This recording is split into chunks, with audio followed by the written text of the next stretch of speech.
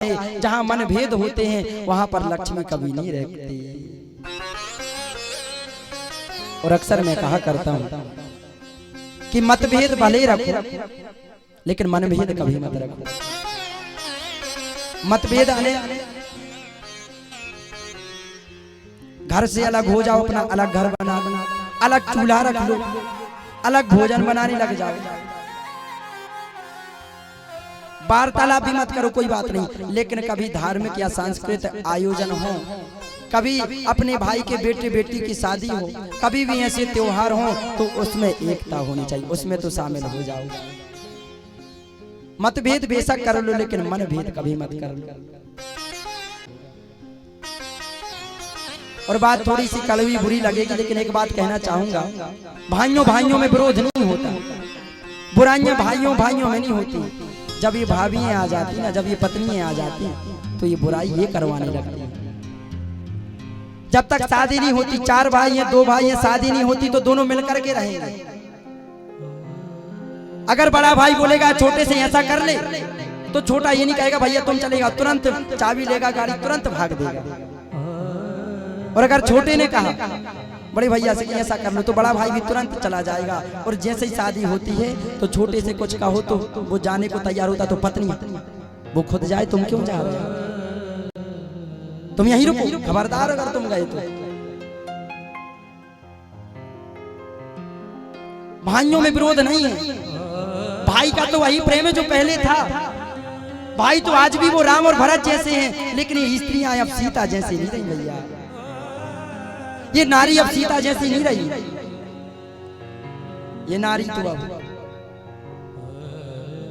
इसलिए बंधुओं निवेदन करूंगा मैं नारियों से, कभी भी तुम बेशक अपने देवरानी जेठानी से बोलो ना बोलो, लेकिन कम से कम भाइयों के प्रेम के रास्ते में दीवार तो मत खड़ी करो।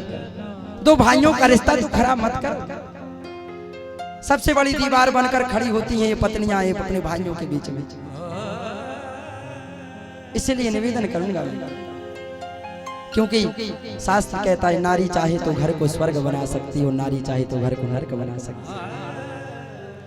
एक नारी ऐसी होती है कि घर अगर सूना सूना लगता है, लेकिन जैसे ही लक्ष्मी के चरण पड़ते हैं घर में, जैसे ये कन्या घर में आती है तो अपने कार्यों से, अपने स्वभाव से, अपने गुणों से उस घर को वो स्वर्ग की ओर ले जाती है। सबको बैलेंस बना करके रखती है, सबको खुश रखती है।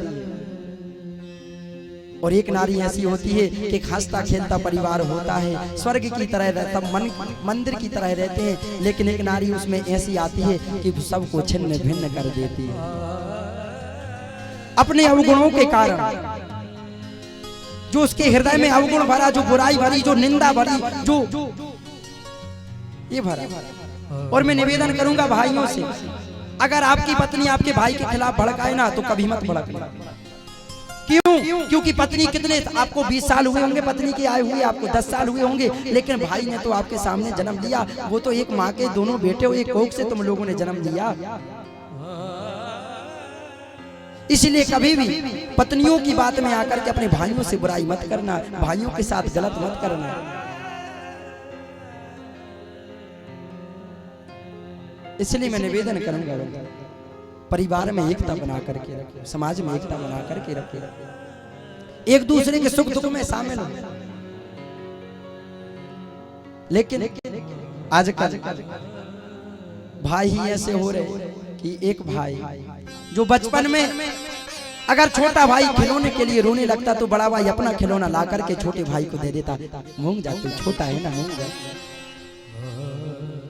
अगर छोटे को चोट लगती थी तो बड़ा भाई रोता था, अरे आंसू पहुंच ले, कोई नहीं, देख मैं भी तो गिरा था लेकिन मैं तो नहीं रोता, रो जा, चुप हो जा, चुप हो जा, क्या चाहिए तुझे मैं दिलवाऊंगा।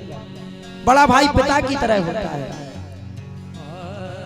और जब बंटवारा होता है भैया तो थोड़ी सी जमीन के लिए तुम भाई से विरोध करने लगते हो, भाई का मारने के लिए तैयार हो जाते, भाई को दुश्मन बना लेते उस जमीन के पीछे।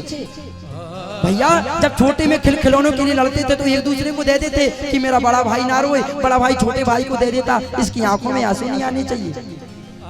कहां गया वो प्रेम, कहां गया वो भाईचारा।